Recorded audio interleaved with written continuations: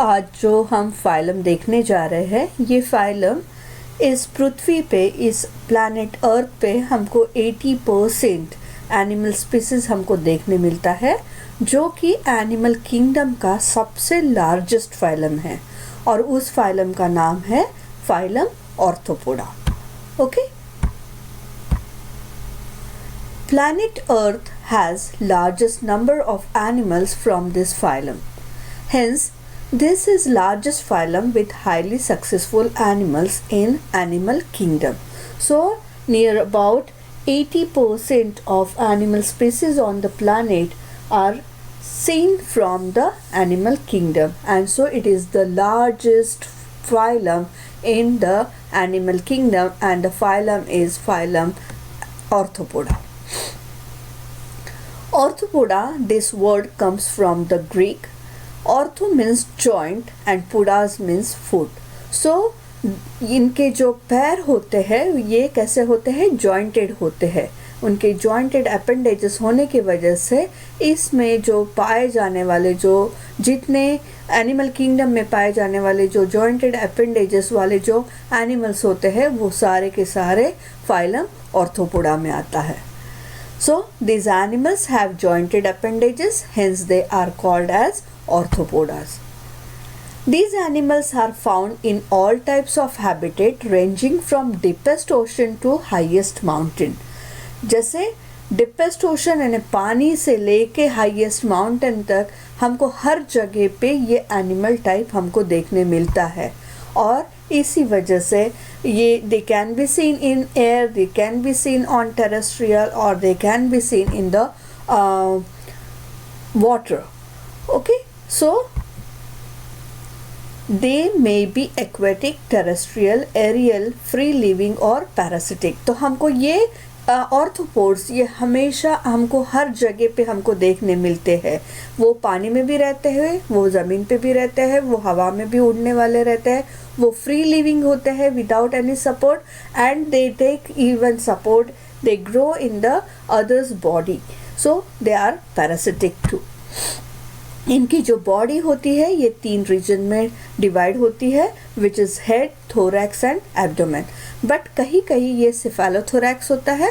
Cephalothorax means जहाँ पे head और थोरैक्स ये फ्यूज्ड होता है एक दूसरे में, या वो हेड एंड थोरैक्स एक दूसरे में क्लब होता है। ऐसे टाइप के एनिमल को या ऐसे टाइप के बॉडी टाइप को सिफेलोथोरैक्स भी कहा जाता है। इनका जो बॉडी होता है ये बायलैटरल सिमेट्रिकल होता है, means the body can be divided into 2 equal halves.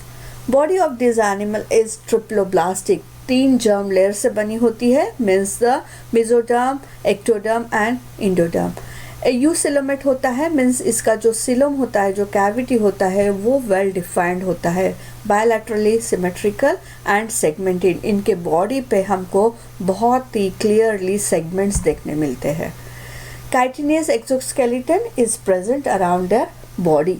तो इनका जो बॉडी होता है ये एक काइटिन से बना होता है, जो कि केमिकल्स होता है, जो जैसे हम प्लांट सेल में सेल्यूलोज देखते हैं उसी समान इसमें काइटिन होता है, जो दोनों भी काइटिन और सेल्यूलोज ये दोनों भी क्या है, एक शुगर का टाइप होता है। So during the time of development only internal structure grow and exoskeleton doesn't grow. इसीलिए इंटरनल ग्रोथ जो होता है इसका वो करने के लिए ऑर्थोपोड्स में अपना एक्सोस्केलेटन को उसको अपने शरीर से निकालना होता है, तभी वो एडल्ट बन जाता, तभी वो एडल्ट के तक पहुंचता है। और इस प्रोसीजर को क्या बोला जाता है? मोल्टिंग या ecdysis. Okay, The exoskeleton is made up of chitin, which is waterproof, tough polysaccharide providing protection. तो ये जो इनका बाहर का जो लेयर होता है वो काइटिन से बना होता है, और ये काइटिन क्या करता है, बहुत हार्ड होता है।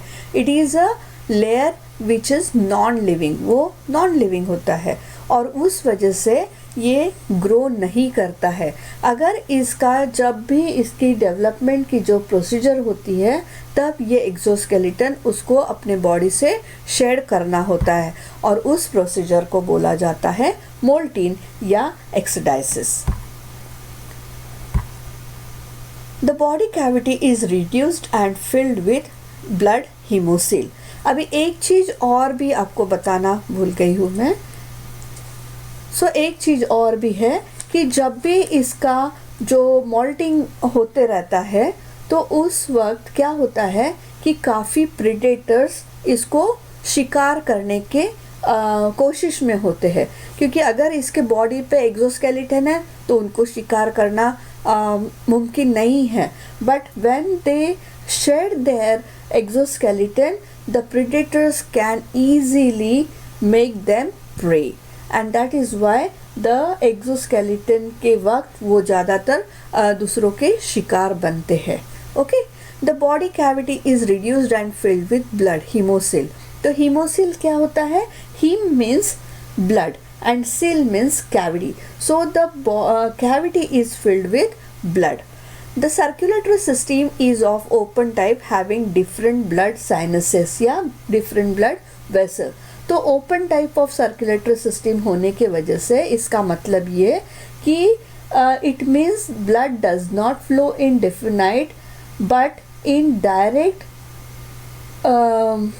Contact with the body tissue और द ऑर्गन। तो यहाँ पे ये बॉडी टिश्यू या ऑर्गन के कांटेक्ट में आके इसका जो ब्लड सर्कुलेटरी सिस्टम होता है वो फ्लो होता है, means that is why they are called as open type. Okay, respiration takes place through gills, trachea और लंग्स। तो इसका जो रेस्पिरेटरी सिस्टम है it is very general in body surface by gills, trachea और book lungs. These animals are unisexual, means एक individual animal में एक ही प्रकार का रिप्रोडक्टिव सिस्टम देखे जाता है।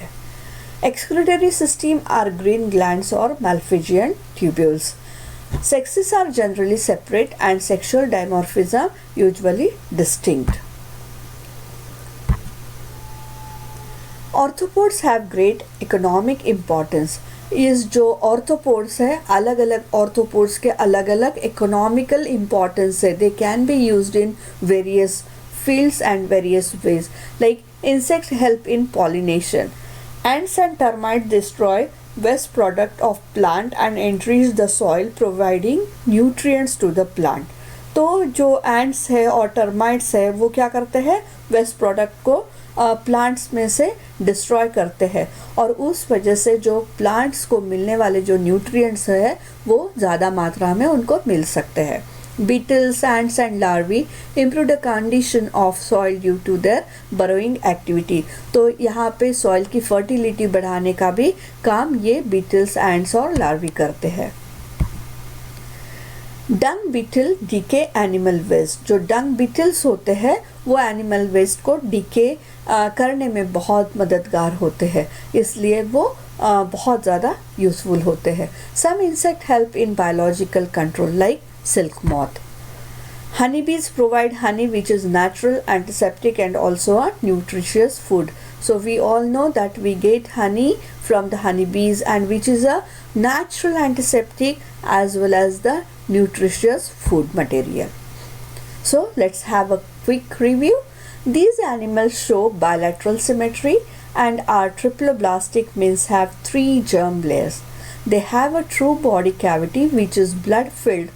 Organ system level of body design is found. Open circulatory system is found in this animal. Largest group of animals, they have jointed legs. Cockroaches, housefly, butterfly, crab, spider, scorpion, millipede, centipede, butterfly, honeybee. These are the common examples of phylum Arthropod. So hope you have understood.